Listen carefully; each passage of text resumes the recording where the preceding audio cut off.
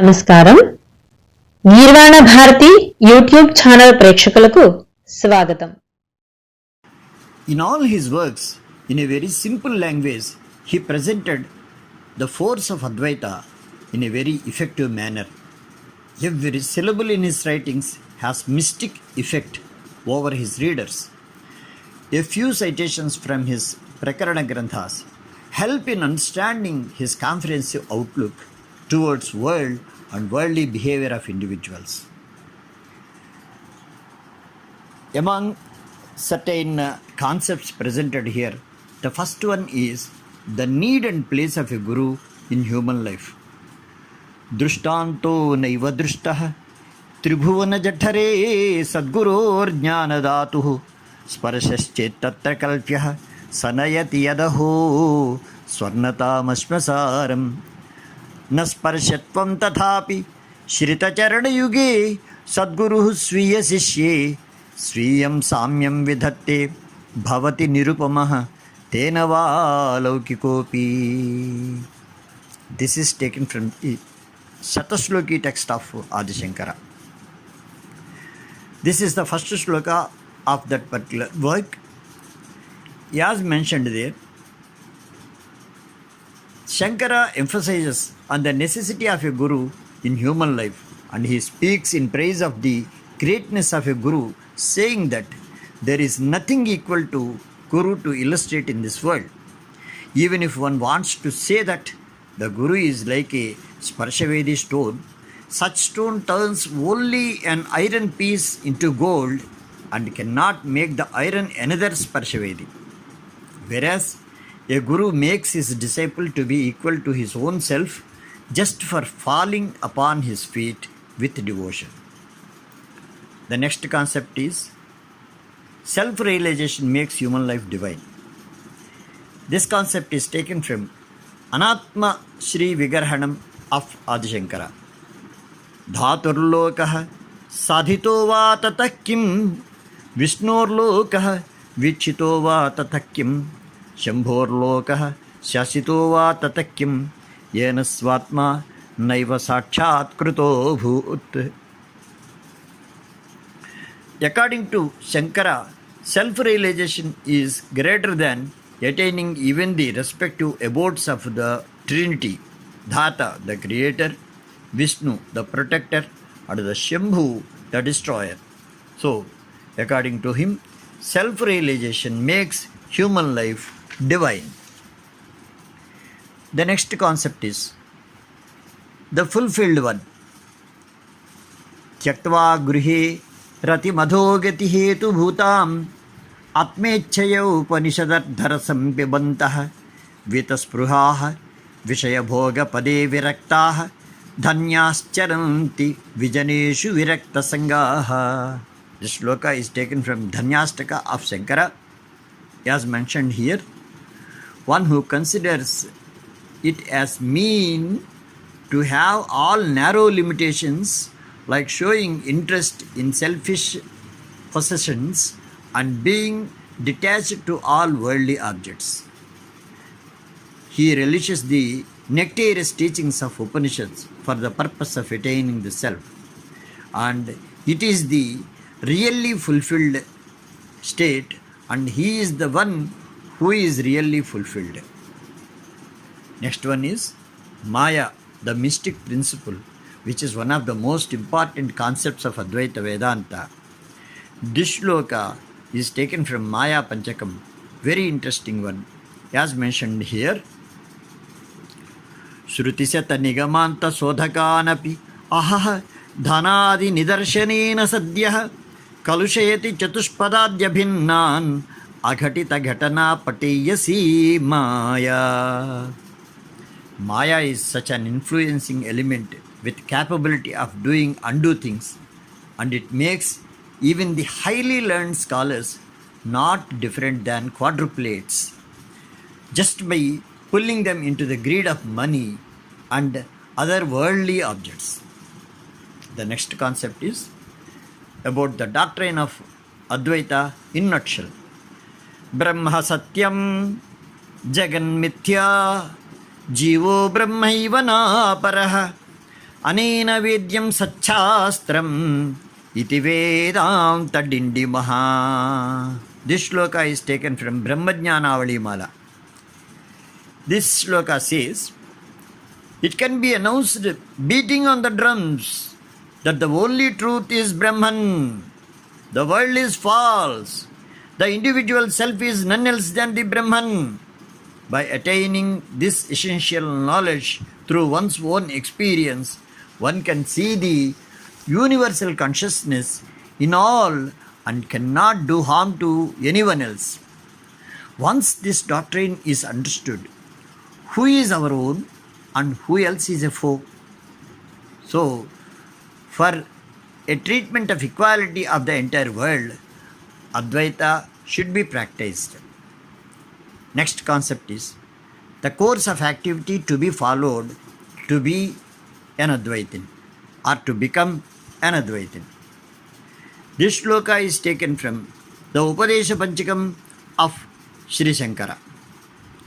Ekante sukhamasyatam paratare chetassamadhiyatam purnatma susamayikshatam jagadidam tadbadhitam drusyatam prakarma pravilapyatam chitibalat napyuttarais srishyatam prarabdhantvih bhujyatam adhapara brahmatmana sthiyatam.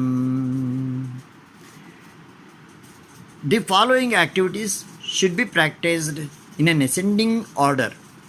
As mentioned here, lead a happy life in solitude. Then fix your mind on the highest truth. Realize the ultimate self. Understand that this world is the main obstacle in your spiritual practice. Neutralize the fruit of all your past deeds. Cease getting associated with any further deeds with the core strength of your phenomenal self. Allow the result of your past deeds experienced here and in this birth itself. Know yourself, the Brahman ultimate, and remain so. This is the ultimate state to be reached by any practitioner of Advaita. If every individual can live upon these standards, can there be any chance for any kind of social or individual disturbances or calamities? No, never. Assertively, one can say. The next concept is speech is silver and silence is gold. Usually, the world considers him a scholar who can speak of everything in an efficient manner. Good speakers are well respected on the stage of the world, but philosophy prefers those who are silent. Silence is the best source of self-realization. Hence, in the Viveka Chudamani, it is said, Vagvaikhari, Shabdajari, Shastravyakhana Kaushalam, Vaidushyam Vidusham Dadyat Bhuktaye Natu Muktaye. Avijñate pare tatve Shastradhitistu nishphala Vijñate tu pare tatve Shastradhitistu nishphala. However virtuous the language used may be, and however beautiful its thought content may be, all these niceties of linguistic exercises may help one to become a philosopher by profession, but not for set him free from the worldly bondage. Hence, it is said that as long as the nature of the Supreme Reality is not known, learning all these Shastras is in vain. In the instance, if the nature of the Supreme Reality is understood, it is in vain to learn all the Shastras. So, either way, learning Shastras is not useful, and one has to concentrate upon understanding the reality and in the ultimate realization of the Supreme Self. The next concept is meditation recommended. There should be a means to attain the ultimate Brahman. That means is meditation. उपासनं नाम यथा शास्त्रम् उपास्यार्थस्य विषयीकरणेन सामीप्यम् उपगम्य तैलधारावत् समानप्रत्ययप्रवाहेण दीर्घकालं यदासनं तद् उपासनम् आचक्षते. This is mentioned in the Bhagavad Gita Bhashya. As mentioned here, sitting for a long time in a standstill position, as prescribed in Shastra, that is Yoga Shastra, choosing the object of meditation and constantly shedding the entire flow of thoughts on it with concentrated mind, like the flow of drops of oil that helps for the constant burning of a wick, relishing the equal state of experience throughout is said to be the process of upasana. Such upasana is the prerequisite for any individual's fulfillment. The next concept is about the method recommended. To achieve this end, the text of Atmabodha recommends the following method. Vivikta desha asino virago vijitendriyah bhavayedekamatmanam tamanantamananyadhihi. Sit in solitude. Be detached from all passions and possessions. Win over your senses. With a single contemplated mind, meditate upon the omnipresent self. When a person is free from the unnecessary worldly touch, he will naturally be free from all unwanted bondage too. After that, the next concept is about the strength of nescience futile.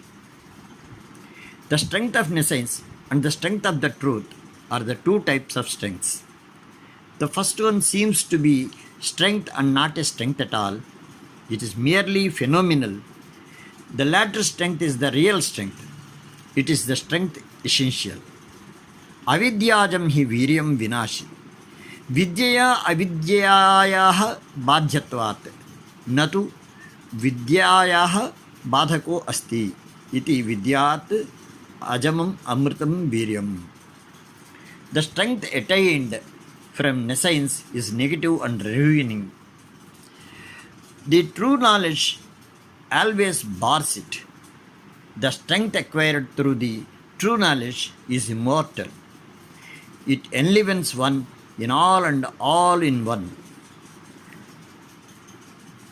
Suspending all individual barriers, if one can rise beyond personal limitations, it is possible to reach the highest level of spiritual oneness, finding the same soul in all without any kind of plurality. This is in brief the strength of the ethical courses of teachings of Upanishads. Bhagavad Gita and all systems of Indian philosophy, churned by Adi Shankara and gifted to mankind through his perennial writings on the doctrine of Advaita. It is a practical oriented teaching of the great master for the benefit of the entire human planet, that is, globe. Application of these principles for a national character also is essentially to be followed, as one activates the five sensual organs to succeed in various worldly transactions with the same intensity. One should invigorate his mind, intellect, ego, and consciousness. He should abandon the greed for worldly objects. The external sensual organs should be kept under the control of mind. It should not allow the predominance of rajas, the principle of excessive action, and tamas, the principles of inertia. Sattva, the principle of self-illuminating positive action, should be allowed to rise to the highest extent. All this is possible only when these ethical principles are brought into our practical life. This spiritual practice enables one to set oneself free from the influence of violence and other ill feelings. It generates a mighty individual character. When every individual's character is thus strengthened, everyone grows beyond personal limitations or any kind of conditioning factors. Such individual alone can contribute for the highest good of the nation.